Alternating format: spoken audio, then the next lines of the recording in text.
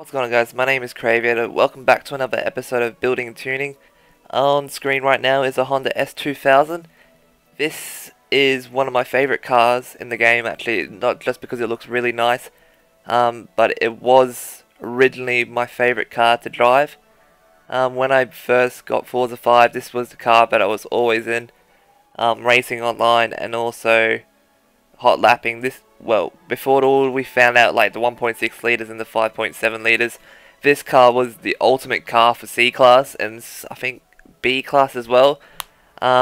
This car was all over the leaderboards and it still is. It can keep up with most of the cars today, and yeah, I will be showing the build and tune for this car.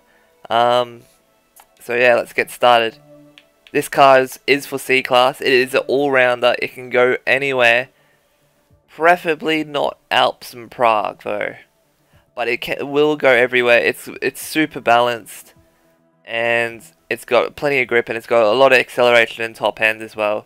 So you can't go wrong. It's an all-rounder car. It probably won't beat the 1.6 liter engines now, but it's a stable car. It's a fun car, and it's a Honda. Who doesn't like a Honda?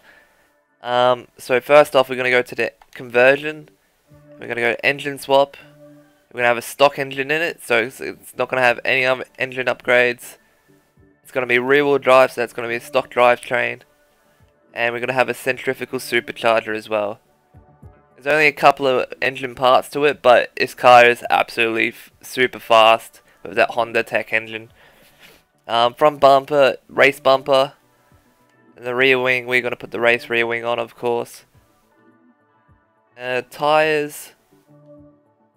Stock tyre compound. Even with stock tyres, it's got 5.1 handling. That is unreal, how much grip this car's got. We're going to upgrade all the front, and we're also going to upgrade all the rear. So it's maximum front and rear tyre width. And rims, we're going to have the first one, that's the Sport rim style, and we're going to put the Team Oxygen FN01R-C. So those are the rims you want, or any weight equivalent, so you can put the Advance, Super Advance on, but I reckon these look pretty sick, so that's why I put them on. There will be no rim size upgrades, I believe. Yeah, so no rim upgrade size. Drivetrain, we're going to have a stock clutch, stock transmission, if you can't have any of those because the PI goes up and it's just stupid. The transmission's pretty good on it anyway, so driveline, we're going to have a race driveline, and of course we're going to have that race differential because it doesn't give us any PI, but it gives us a tunable part, so a bit stupid how it works like that, but anyway. Brakes, we're going to have race brakes, race springs, sorry, oh god, race roll bars, front and rear. We're gonna have a race roll cage, and we're also gonna have a race weight reduction. Now the only two parts that you're gonna need for engine, fuel system, which is street fuel system, and also the centrifugal supercharger, a sport centrifugal supercharger. So those are the only two parts you will need for this car.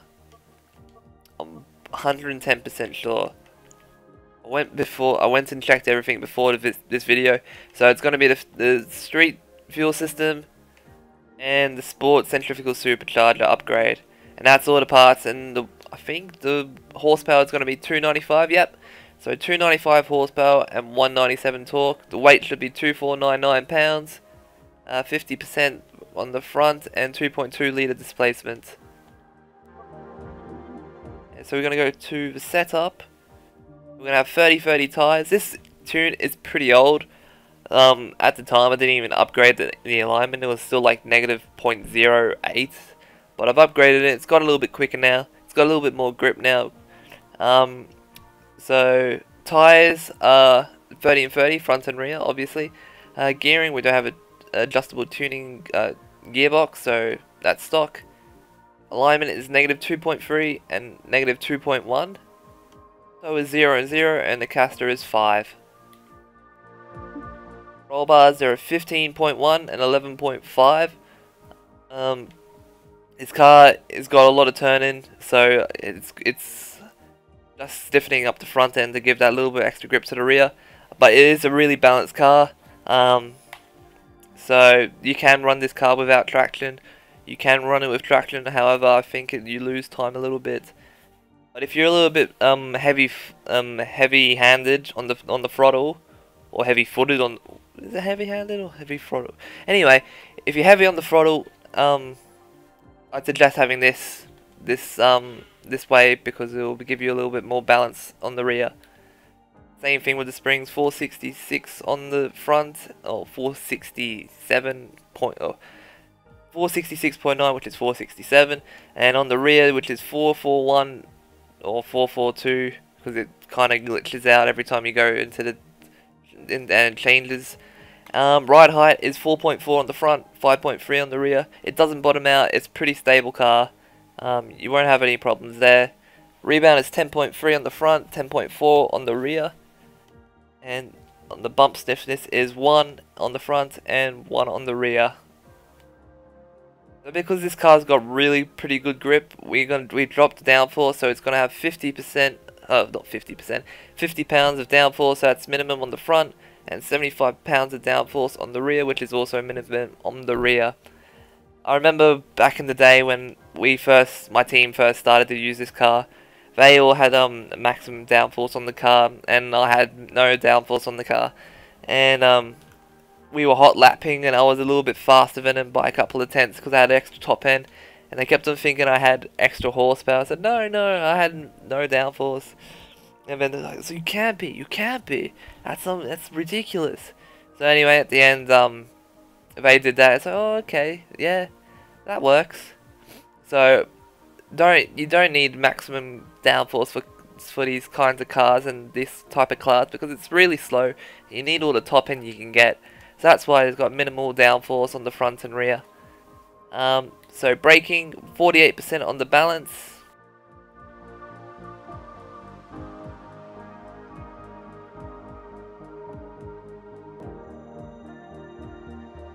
Sorry, that's 48% on the balance. My headset went off. I really need to get a proper microphone which doesn't cut out. Pressure is 140%. This is my personal preference. You can have whatever you want, guys. Remember, it's your braking preference. This is my braking preference. So that's what I always have on any car. Differential is 23% on the acceleration and deceleration. That is it for the tune. I will show you. I don't know if I have any times left in this car, but I will have a geese. I remember very, very much that this car did a 134 flat, which would have been back in the day. This was a really, really long time ago, like 2013 now. 34 flat would have got me 75th, and that was the #1 car for like a month and a half before anyone beat me on that car. I can't remember anywhere else. Oh, here we go. Prague short reverse. I'm pretty sure I'm the fastest Honda S2000. I'm 33rd with a time from December 1st, 2013. Like, I don't think there's anyone else in the 2013s other than me. Pretty sure I'm the first guy, yeah. So that's how old this car is, and that's how it's still ridiculously fast today. It's got and actually that was with the 0.8 camber as well, so it can go fast. It probably will get into the 101s now. I wasn't really familiar with that track either. It was the very, very first car to actually get into the 130s at Road Atlanta. It did a 130.9, which would have been 23rd at the time. Oh, actually no, it did a 130.7, which would have been 18th. So that's a ridiculously fast car right there. Don't know if I did it around any of these tracks. Silverstone International, I do remember very, very, very much because me and my teammate Dantastic, who is a ridiculously quick driver, we were having a competition and he would beat my time, and then I would beat his time. And I'm pretty sure we're the fastest. Yeah, we're the fastest two Honda S2000s. Basically the same car, same tune, everything, and only separated by 22 thousandths of a second. So and that's in when the game just came out as well, and we had no idea how to tune these cars on the Forza 5 game. So that's his on the 29th of November 2013. I did mine on the 26th of November 2013, and we are still in the top 50. So this car, it can hold its own. It's got some pretty ridiculous time, some around the tracks. Spa, I believe it's still, I think one of the teammates did run it, but I can't remember which one. Well, I'm 177th, and I didn't even know Spa back then, so it's still in the top 200, and that was the very first day I got the game. I'm pretty sure it was 2 TPR, yeah, that's the one. TPR EP3 owner, or it used to be XR2 owner, or something like that. He did the same thing on the same day. He got it to 30th, so it's still 30th after all this time. It's a ridiculously fast car, guys. I'm not exaggerating. You will enjoy this very much. Other than that, guys, I hope you liked the tune, and hope you liked this video.